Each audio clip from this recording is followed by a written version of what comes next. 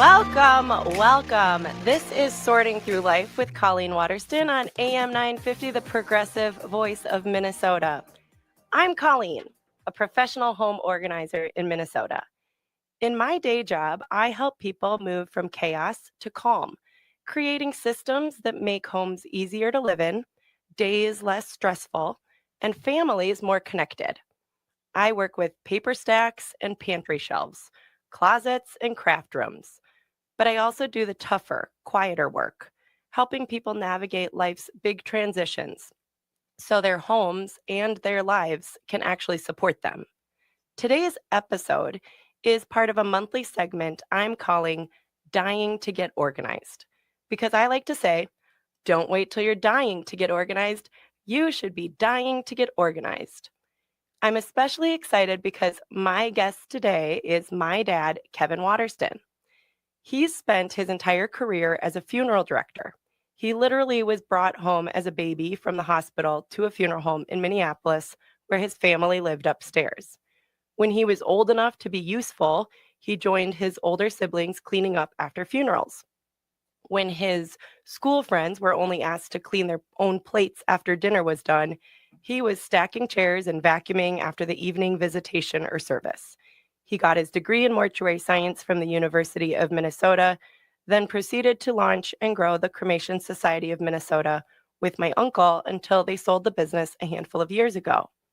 Amidst all this, he met my mom, got married, and had 3 kids. My older brother and sister both followed in his footsteps and became funeral directors themselves. And while I chose a professional path away from the family business, growing up around his work shaped the way I live my life and operate my own business today. Growing up the daughter of a funeral business owner, it made conversations about death feel ordinary and less scary for me. My first summer job in middle school was answering phones at the Edina Chapel.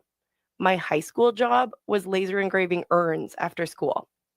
I learned early on in life that nobody gets out of it alive. And while we all hope to die of old age and too much happiness, unfortunately, the reality we must face is simply a part of being here. My dad has helped thousands of family honor the life of their loved ones who have passed. And he brings a calm, practical perspective that I think will help demystify some of the choices we don't usually discuss openly, and certainly not casually. For me, death has always been a natural element of life. As I introduce my dad to you all, I will share that he comes reluctantly. For those who have listened to past episodes, my dad was here last month, and I hope to bring him back every second Sunday moving forward. He's not one to seek the spotlight and wonders why I don't shine the light more on myself and my business rather than bring a retired funeral director on to talk. But the thing is, I have learned so much from my dad, and I think his perspective of growing up surrounded by death has made him an incredible father and mentor. He knows that tomorrow is not promised and has always done whatever he could to show up for me and make my life amazing today. As I've gone into people's homes and helped them navigate the clutter of their lives and the barriers to living to their fullest potential, I believe my keen awareness of all our eventual demise is subtly infused into my organizing method. Before we dive into the topic of the day, and to honor my dad's request to focus on sharing more about my business, let me briefly explain the 2 kinds of clients I serve. First, people who are living in their homes and want better flow, systems, and everyday ease. Individuals and families who need daily order so that they can be more present, productive, and less overwhelmed.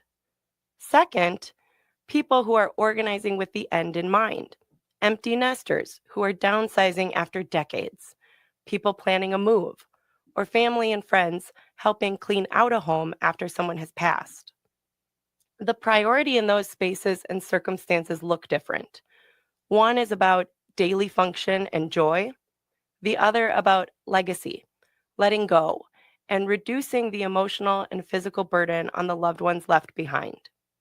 My goal with this business, Space by Space Organizing, and with this show, Sorting Through Life, is to be a practical resource to help people sort through the stuff of life, yes, but also to normalize conversations about what happens when we're gone. We all have one thing in common: we will die.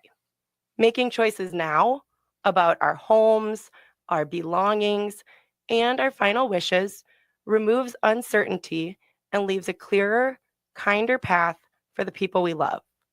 Today, my dad and I will walk through alternative options, what families should document, and simple steps you can put in a funeral file that actually helps when the time comes.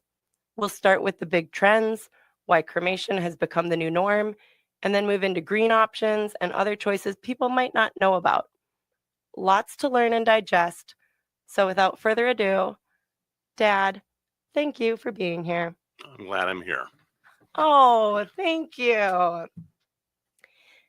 How do you feel about that?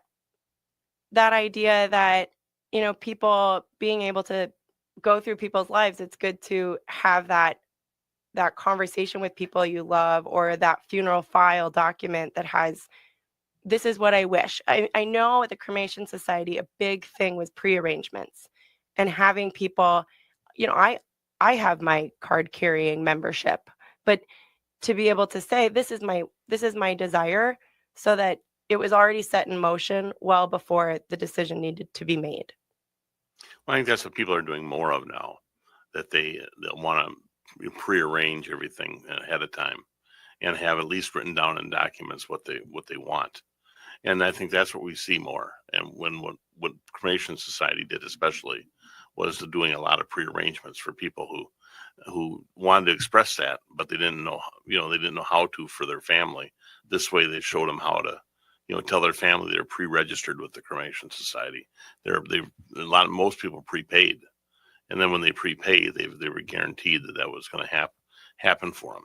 In the state of Minnesota, your next of kin would be, for example, of a person would be a spouse or children, and it kind of flows down after that. But you have to have, if you have two of the same, let's say you have two children, both of them have to agree on it. But if you put it in writing yourself, your own writing and your own documentation takes over that. So you could, but if your kids don't want to do it, they're not going to call. So there's some options we're going to talk about later that are a little more out there. If you put in writing in your will, and where does that go? That goes in your will? No. It doesn't necessarily have to go in your will. It just has to be. Sometimes the will's not read till after the death anyhow. If that's just something you and your lawyer did, but usually it's shared amongst everybody. So it's a documentation that you have to avoid probate and to avoid having any problems doing things with your estate after your death.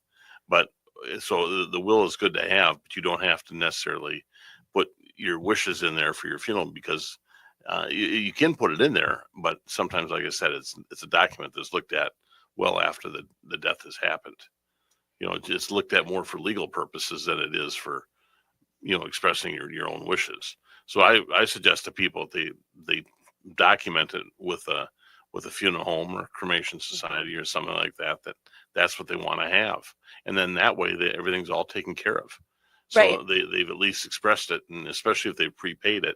If you prepay something, especially, right, then you're certainly showing that this is what I want. Right. So a lot of people. It would take a lot in that moment after the death for a family to be like, I don't want mom to be cremated, and we're going to lose so much so that we'll lose the money she's spent already to pay for it. Yeah. But more than just the money, it's the actual aspect that that's what they wanted. True.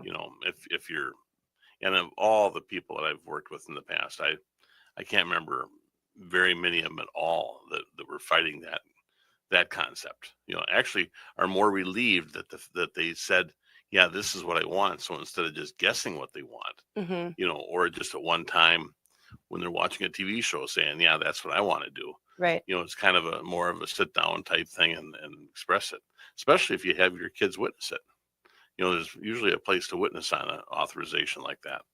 And if you have your next of kin, meaning your husband, wife, or have anybody, your spouse be the next of kin, that's the best one to have. But then any one of your kids so I don't think it's much of a problem at all. That I ever saw. I think it's more of a problem when you have distant people that haven't seen people for years and years and years. And there's no thing in writing, and I don't even know what she wanted. They're in that moment. When you started the Cremation Society in 1981. Mm-hmm. Am I correct that it was 10% of about 6% of the population then in Minnesota was doing cremation, and nationwide it must have been lower than 6. A little bit lower, maybe a point or two. So that was 45 years ago, and now in Minnesota it's 70%. Yeah, I believe so. And the national average is still under that. Probably in the early 60s. Mm-hmm. But there's a lot of states, in the country that are kind of the Bible Belt states, stuff like that don't do as much cremation as Las Vegas, for example, has always been high. The state of Nevada has always been high. Montana's always been high. State of Washington's always been high. The East Coast, West Coast, California, and Florida have always been higher cremation rates. So that gets into the motivation behind cremation. What do you see as like the leading trends and the leading things that people feel really good about the cremation option versus traditional burial? I think the main reason probably is the cost is less, and they look at that and they use that as part of their thoughts. Other than the simplicity of it, they don't want to have a traditional visitation or casketed service, so they go with cremation. But you can be cremated after with a casket, and have a full visitation. Everything's just the same as a regular funeral service. There's two options you can do. You can still have a regular funeral service and have a casket that can be cremated. Yes. And also you can have a traditional funeral service with the urn at the front of the room. Yes, that's more or less called a memorial service. So a service in memory of that person, even though it's an urn, but it's still represented that's the person. So, but it's we see a lot of that. But a lot of times it doesn't have anything in there, just a service.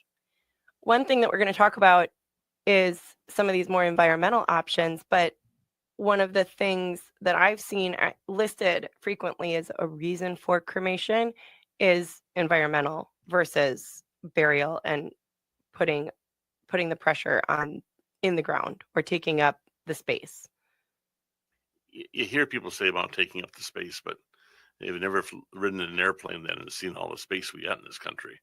And it's just a matter of, but that's kind of in their mind. I don't want to take up that space to do it. So, but that's one thing. There's no doubt about that. They even though it's a small space, in retrospect, it still is a space. And cremation, you can put 2 or 3 people in one grave versus just one casket in the grave. Like 2 or 3 family members, like, okay, this plot is going to have them usually together. Two per grave.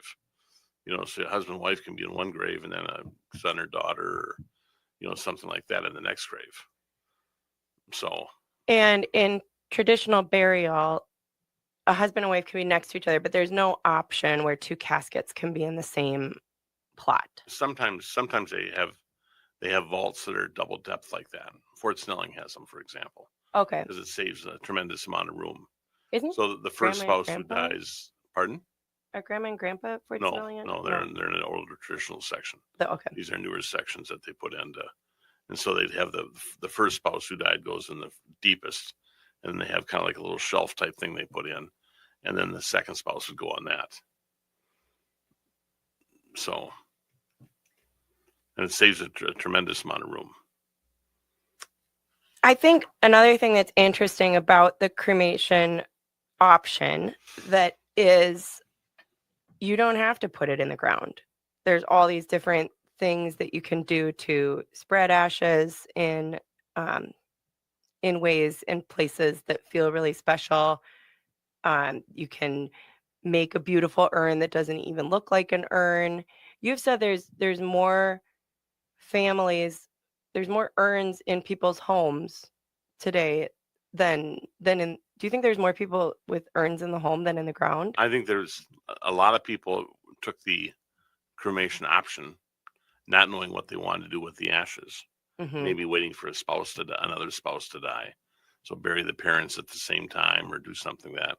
So I've seen studies that shows there's a tremendous amount of urns that people have at home, and maybe not even urns, maybe kind of temporary containers type thing Hmm. they're put in a closet and then they're just kind of kept there until the other one. A lot of pets are that way. People take the pet Hmm. home, and then they, I see a lot of pets in the home organizing then process. but 20 years down the line, what do you do with that when you want to sell the house or Yeah. whatever?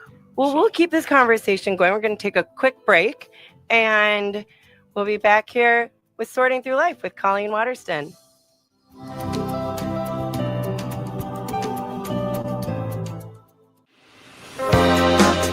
All right, welcome back to Sorting Through Life with Colleen Waterston on AM 950, the progressive voice of Minnesota. And I am here with my father, Kevin Waterston.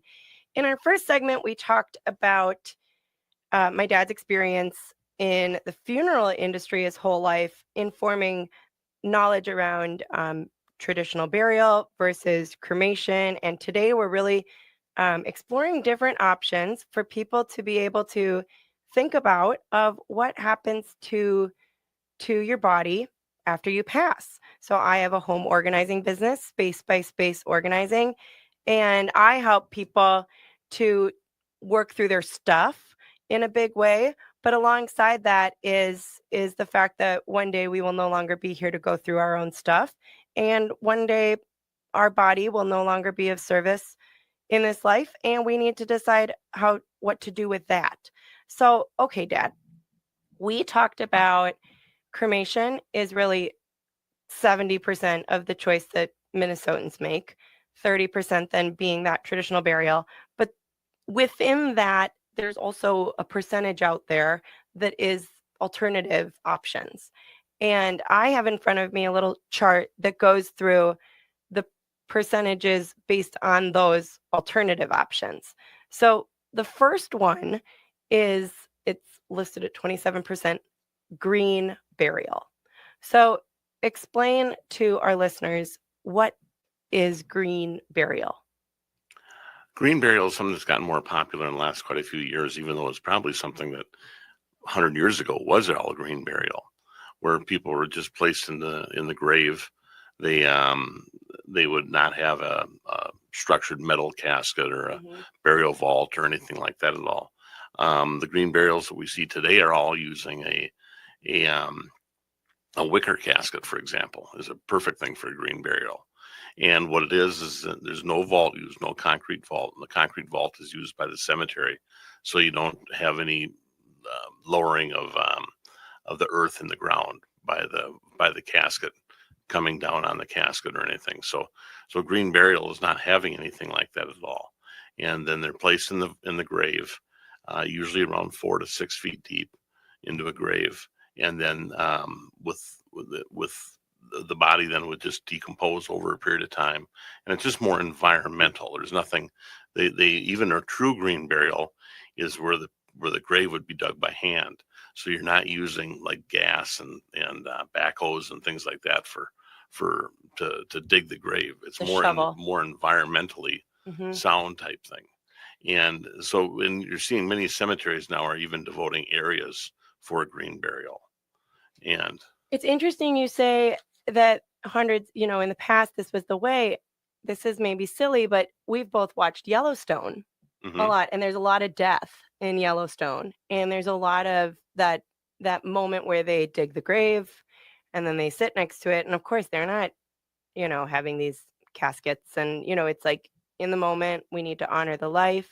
You sit by the grave, you throw flowers on it, you throw the dirt, and it's a kind of a beautiful way to say goodbye to the body of a person. But it felt, this is silly that it's my show, I'm talking about Kevin Costner's show here, but it's like, seeing that to me was, people had closure with that, being able to be part of the process. It felt like everybody kind of took that shovel and passed it around, and it was like this community effort to honor a person's body.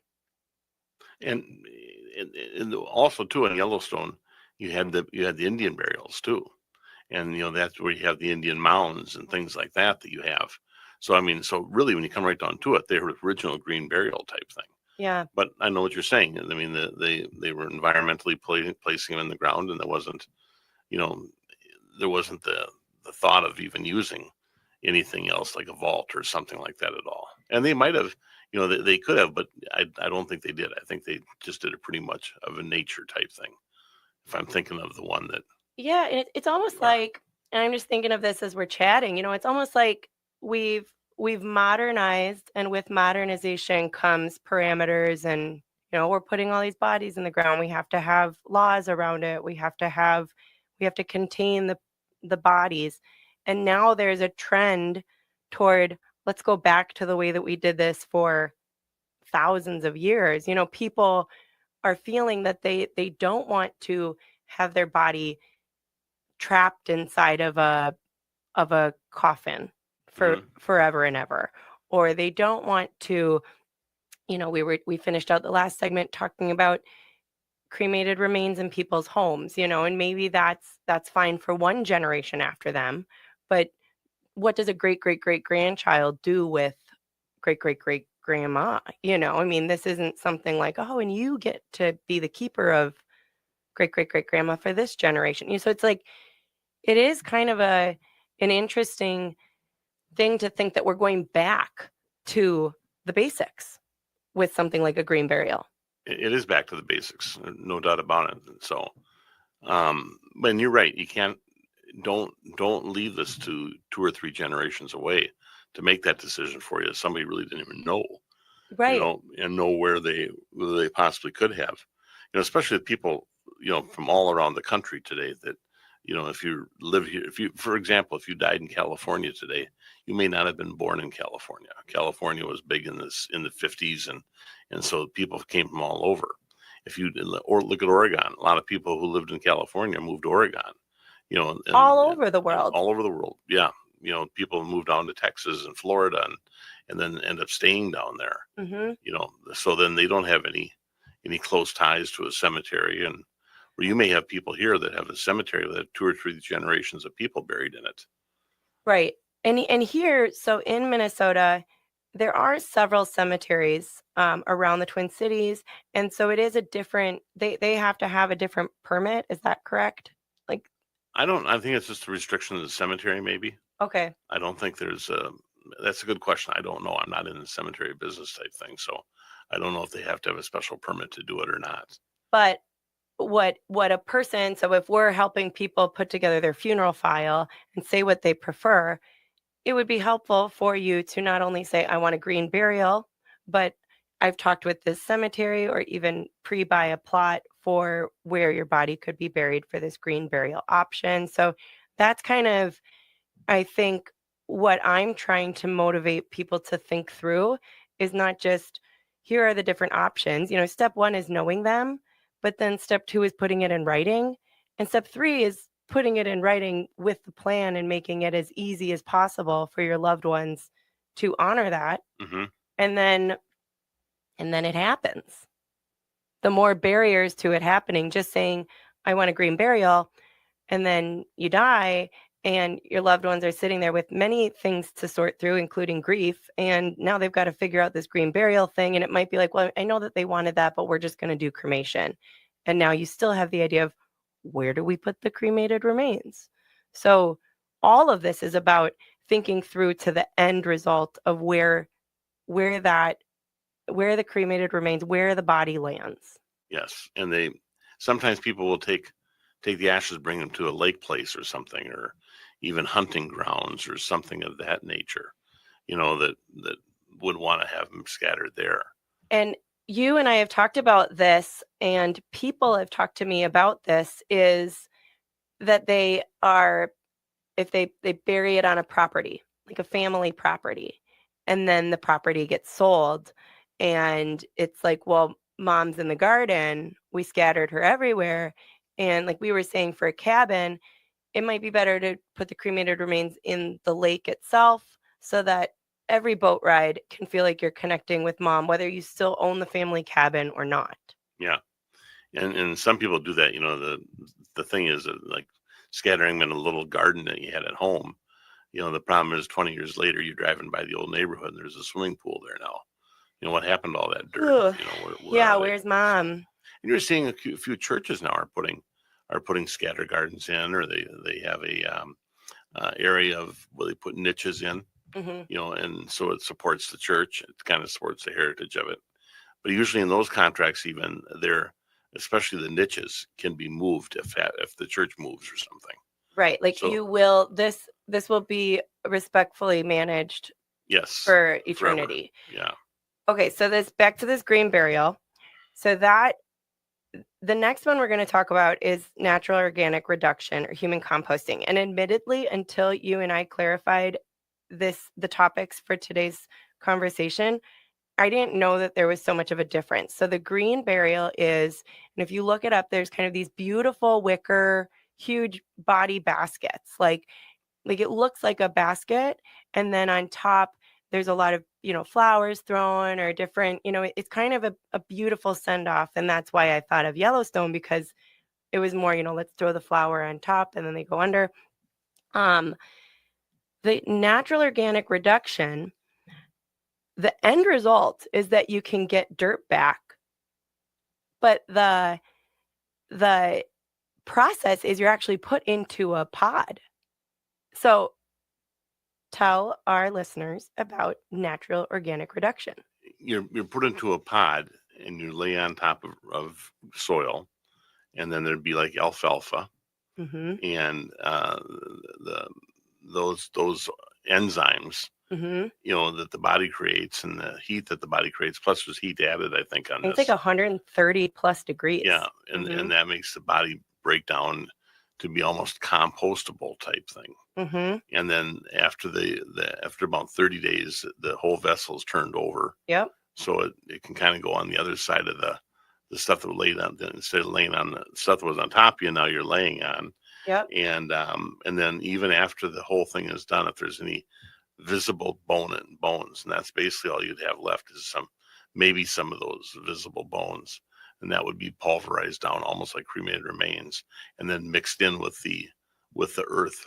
Now you can get the earth back, and it's like 2 yards of earth, and that's a lot of earth.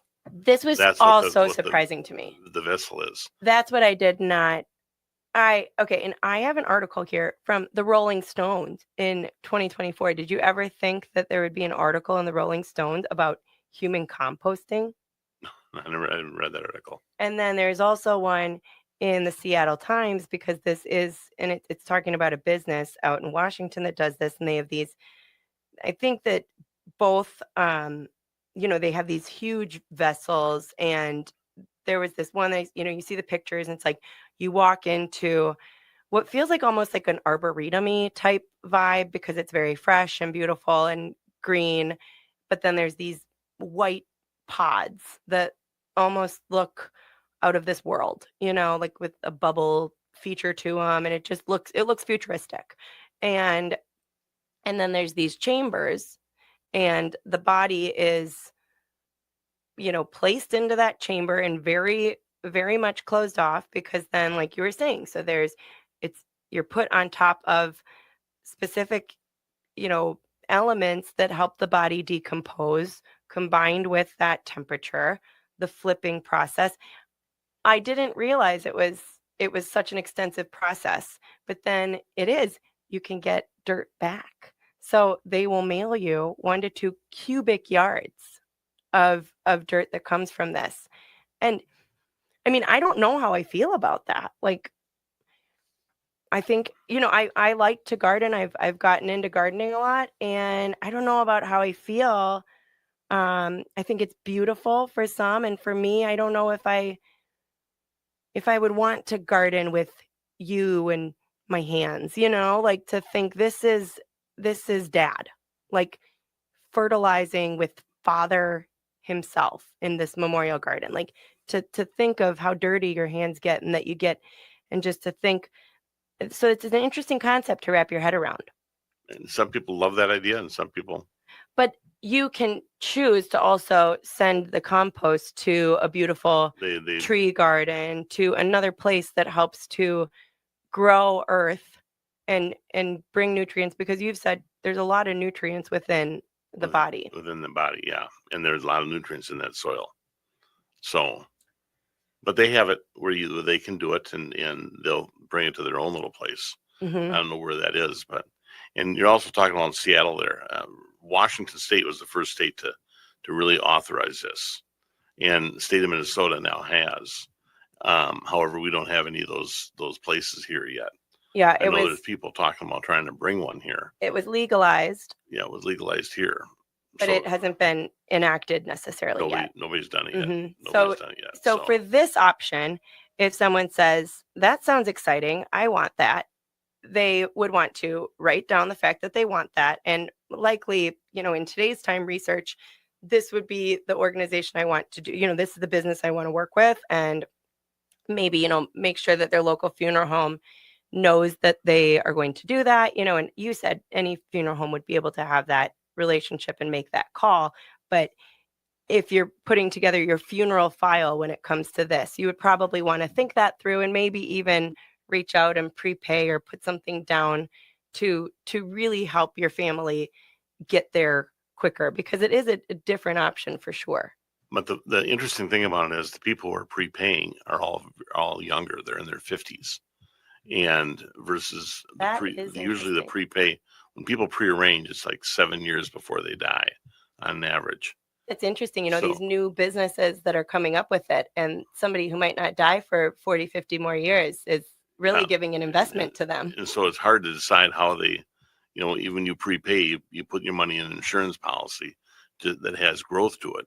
Okay. But, will that growth keep up with what the cost of this is going to be? Will the cost of this be going down? Who knows? So it's kind of it's a funny thing as far as people are prearranging right now. Some people really want it, and it's about a $5,000 deal. Right. Yes. Well, we are going to end this segment on that. I think that has been fascinating and probably blown a few people's minds open here. And when we get back, we'll talk about all sorts of other options.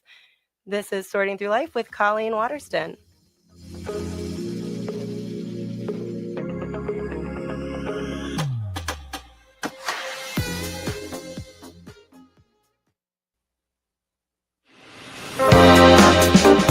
All right, welcome back to Sorting Through Life with Colleen Waterston. And today, my guest host, Kevin Waterston. We have been talking about all things death and what to do with your body upon death. We talked about traditional burial. We talked about cremation, green burial, human composting. Another one that I think is something people know the term of and know more about, but don't necessarily actually know more about, is this alkaline hydrolysis. I think that alkaline hydrolysis is the one thing that's growing much more rapidly than the other things we've talked about. Alkaline hydrolysis is also referred to as water cremation, where the body is placed in a capsule type thing, and the water gets very hot. There's also alkaline, and the body breaks down. The alkaline in the body breaks down, and so your body is placed in is usually like a silk sheet, because that'll break down too. The sheet will break down. So no plastics, no metals, nothing like that at all. And then what happens is that the process takes about 2 hours, I think, and it's the fluid is circulating around the body, and it keeps on just breaking it down, and finally what will happen is you'll get a very, very, very clean white bone fragments that are left. And then, like traditional cremation, the bone fragments are mechanically reduced down to be more of a powder. The interesting thing about alkaline hydrolysis is you get a little bit more bone fragment because it doesn't break it down as much as the cremation does. So you get a little bit more and whiter and very white, very white. Yeah, where cremated remains are almost like a tan sometimes, or a grayish type color. So you have many people like this alternative of something different, where they didn't want to be cremated because they didn't like the flame, they didn't like the heat part of it, or just something that's always bothered them. Some people don't like being buried in the ground, So that's always bothered them. So this is a new alternative. And what's interesting about this is versus the organic reduction, this kind of really started in Minnesota at the Mayo Clinic. Had really probably the first one in the country, I think, of alkaline hydrolysis for human use. It was used for pets and by some animal, I'm not saying hospitals, but animal research centers and stuff like that. Okay. So alkaline hydrolysis is now catching on more in Minnesota, and there's probably about I'd say 4 or 5 alkaline hydrolysis machines. At least that, maybe even half a dozen of them that are around the state. And how many crematories are in Minnesota? Well, I think 100 probably. Okay. So there's quite a few. So both the cremation option and alkaline hydrolysis, the body is put into a chamber. And with cremation, it's obviously fire that is used, and that you get the cremated remains. In alkaline hydrolysis, it's this solution that's used in this airtight chamber, and then you get human remains in the form that looks like cremated remains, but very different. One thing someone has asked me about is the water runoff from that process, and we looked into it. It is very, very welcomed into the water flow wherever it goes, and you were saying that everything is filtered. There's a lot of stuff that goes into our water. This is one of those things, but it's actually not bad, the remnants from this. No, it's actually very safe. I mean, there's nothing wrong with it at all. I mean, they can be almost like a fertilizer type thing. It's got the enzymes and things like that in there that are created from the body, but then that is usually placed right in the clean water, or not the clean water, the sewer system that you would have for your sink or anything like that. And it's so much water that it's very diluted, very, very diluted. And and at that point, at the very end of this thing, you can even put your hand on it and it's not going to burn or anything like that at all. It's that clean. And they mix it with cool water toward the end too. Okay. So it's very, very clean. Speaking of water, I'm going to switch to coral reef burials, so this option, this memorial reef, there goes green burial, 27%, natural organic reduction, 22%, tree pod burial, 18%. And my understanding of that is, and I've looked into it, there's ways that your body can be, it's kind of two ways. One, where it's part of that human composting experience, and it's used in, a tree garden, forest type environment, or also that your cremated remains are planted with a tree. There's different ways to have your body connected to a tree. Well, I think this is more of a pot. There's these pods. Yeah, the pot and the cremated remains are built in with the clay or whatever it happened to be, and then that would help feed the tree. Yeah, so there's like the human pod and then the human pot. So those are the options if you want to be part of a tree. But then if you want to be, so 14% is what goes down for the memorial reef. And I found 2 companies that do that. And my understanding of this memorial reef is that, you have a friend that you were telling me about in California who does a lot of, scattering ashes in the sea and in the ocean. But this is a service rather expensive, about $5,000, but where your cremated remains are combined with concrete in a dome that has holes in it, and it's really kind of meant to mimic a coral reef, and dropped responsibly into the sea, where fish then can swim in and out. Yeah, you wouldn't even, especially the longer it's there, it almost appears like a very natural reef. And you can, there's one of the companies that I saw, it says there's a pet option. You could do this with cremated remains of a human or a pet. And so if that feels good for someone, some people pointed out that there's a lot of energy that goes into the creation of the concrete.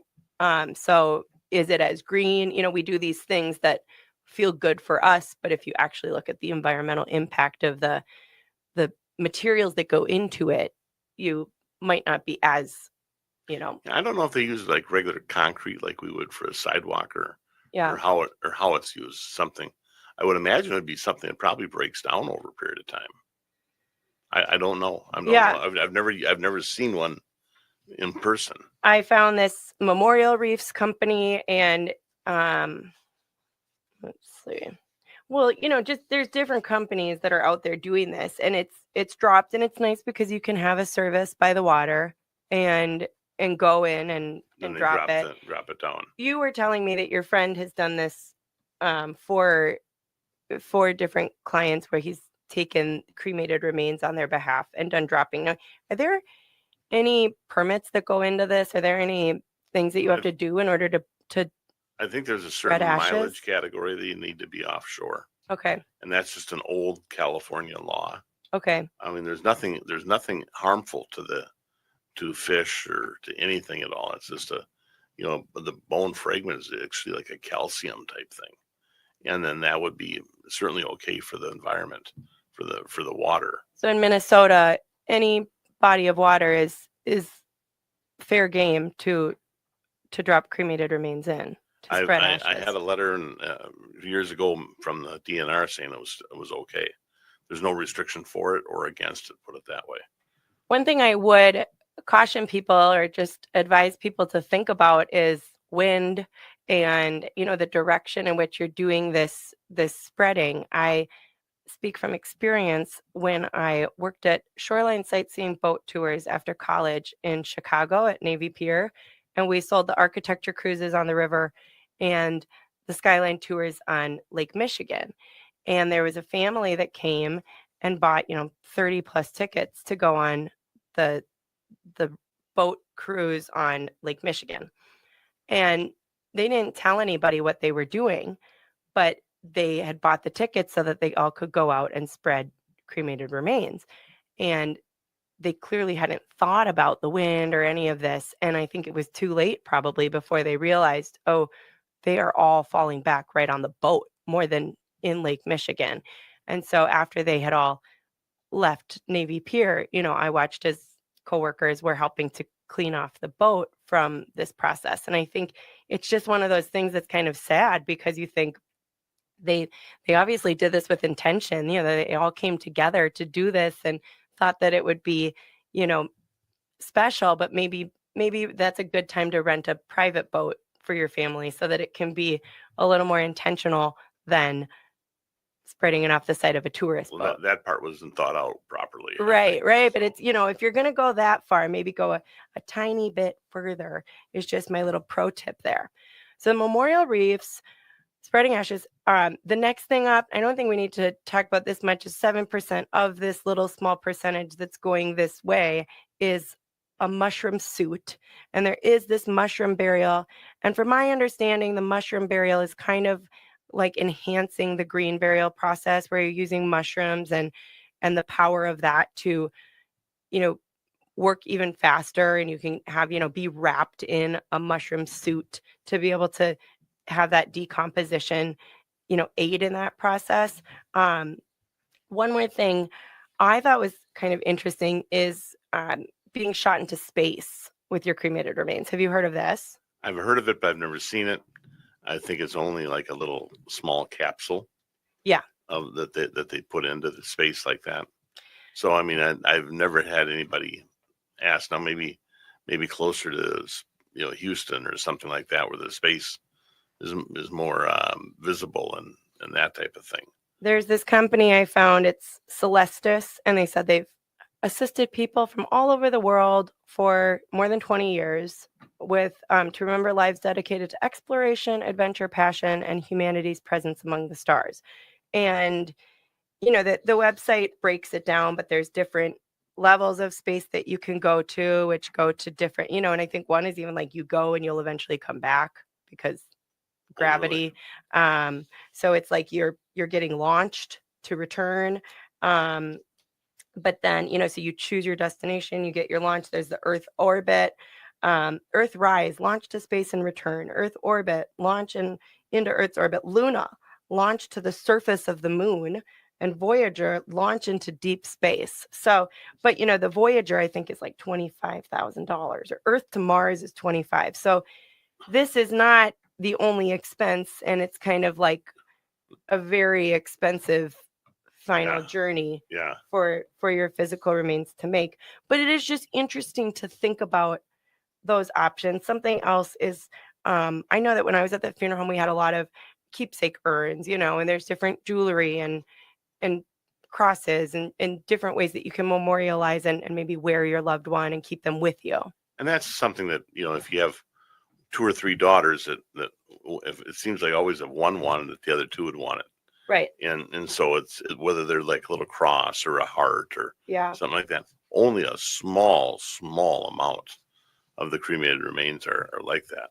We always advise people to don't take the chain that it came with. Go out and get a real good heavy chain. That's a great point. So how terrible would it feel to lose mom at the Mall of America? Just like falls off, and how will you ever find her again? Yeah. Oh wow, I didn't even think about that.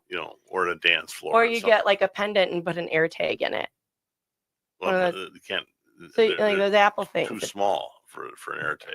Okay. It's very, very, very, very small amount of cremated remains are in that. Great point.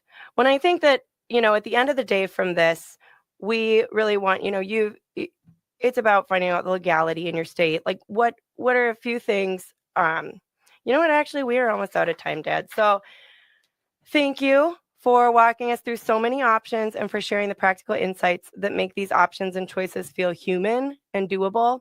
I think that hearing about burial, cremation, green burial, composting, alkaline hydrolysis, and creative memorials helps people to imagine possibilities that they didn't even know existed. And, that's the work I do. I help people sort through the stuff and choices of life. And for me, as a home organizer, it all comes back to one thing: clarity. Whether you're actively living in your home, downsizing with a new chapter in mind, or helping clean out a loved one's house, that little bit of clarity is a gift. When you put your wishes in a file, label the contents and point out the contacts, and write down how you want your life honored, you spare your family the guesswork and the grief later. Clarity is kindness. Giving your family a file is a parting gift that lets them honor you rather than wonder if they made the right choice. So make it for yourself and leave a legacy, not a burden. If today's conversation sparked anything for you, take one small step this week and start a funeral file. Next week, we'll be back with estate planning attorney Rachel Schroman to talk about how to put these wishes into legal form so they are actionable when the time comes. My name's Colleen Waterston of Space by Space Organizing. This has been Sorting Through Life on AM 950. Thank you for being here.